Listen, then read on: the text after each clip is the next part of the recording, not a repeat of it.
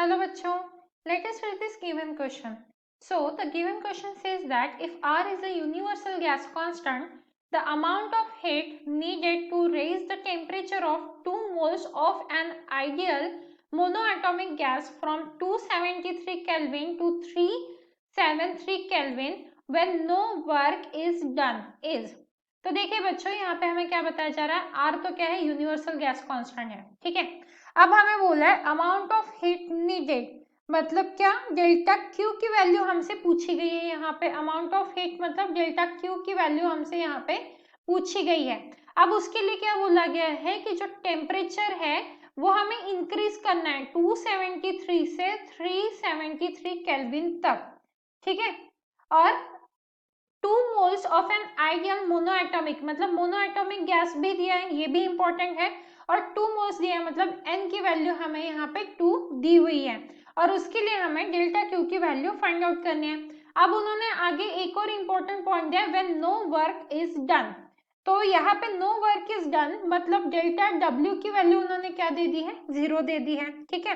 अब अगर हम फर्स्ट लॉ ऑफ थर्मोडायनामिक्स देखें, फर्स्ट लॉ ऑफ थर्मोडायनामिक्स देखें, तो फर्स्ट लॉ ऑफ थर्मोडायनामिक्स के हिसाब से जो हमारा डेल्टा क्यू होता है वो किसके इक्वल होता है, delta U plus delta W.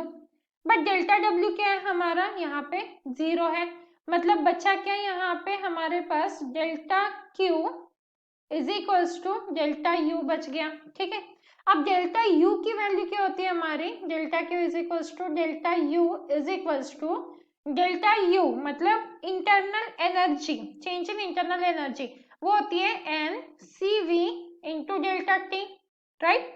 अब सी वी को हम क्या लिख सकते हैं यहाँ पे, इंस्टेड ऑफ सी वी हम लिख सकते हैं N R, that is universal gas constant, divided by gamma minus 1 into delta T, ठीक है। तो CV को हम R अपॉन गामा माइनस 1 भी लिख सकते हैं। अब देखिए यहाँ पे N की वैल्यू 2 हमारे पास गिवन है, ठीक है। इसी के साथ डेल्टा T की वैल्यू हम फाइंड आउट कर लेते हैं। देखो N क्या है हमारे पास 2 है, गामा की वैल्यू हमें क्या दी गई है, यहाँ पे गामा आ जाएगा हमारा 5/3। सो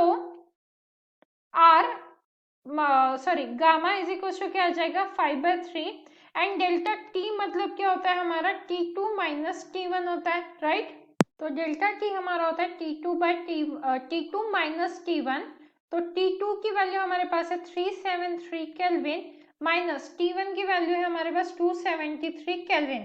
तो यहाँ से हमें डेल्टा टी की वैल्यू मिल जाएगी और वो रहेगी 100 केल्विन, राइट। तो देखिए n की वैल्यू मिल गई हमें 2 क्योंकि 2 मोल्स हमें गिवन था। Then gamma is equal to 5/3 आ गया, क्यों, क्योंकि मोनो एटॉमिक गैस हमें बोला था। तो so for mono atomic gas gamma की वैल्यू 5/3 रहती है एंड डेल्टा टी की वैल्यू हमने T2 माइनस T1 करके निकाल ली है, तो वो हमें आई है 100 केल्विन। अब हम यहाँ पे वैल्यू सब्स्टिट्यूट करके डेल्टा क्यू की वैल्यू फाइंड आउट कर सकते हैं।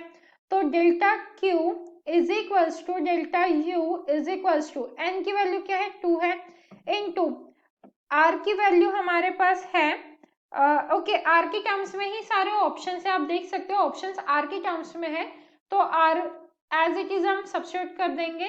गामा की वैल्यू है हमारे पास 5/3 माइनस 1 एंड डेल्टा टी है हमारा इंटू 100। तो अब इसे सॉल्व करेंगे और डेल्टा क्यू की वैल्यू हम फाइंड आउट करेंगे। तो देखिए यहाँ पे ये तो हो जाएगा 200 इंटू आर भी हम ले लेते हैं यहाँ पे आर। अब देखिए यहाँ पे नीचे क्या आ जाएगा 5 माइनस 3 और यहाँ पे मल्टीप्लाइड विथ 3 आ जाएगा। So this will be equal to 200 R into 3 और यहाँ पे क्या आ जाएगा हमारा 2, 5 माइनस 3 2 आ गया। तो यहाँ से ये 2 कैंसिल हो गया, 100 आर आ गया, राइट। तो मतलब delta Q is equal to क्या आ गया हमारा 100 R into 3, that means this will be equal to क्या आ जाएगा 300 आर। तो हमारा डेल्टा क्यू की वैल्यू क्या आ गई 300 आर, मतलब हमारा ऑप्शन सी जो है वो करेक्ट मैच है। So this is the final answer and I hope you understood it well. All the best.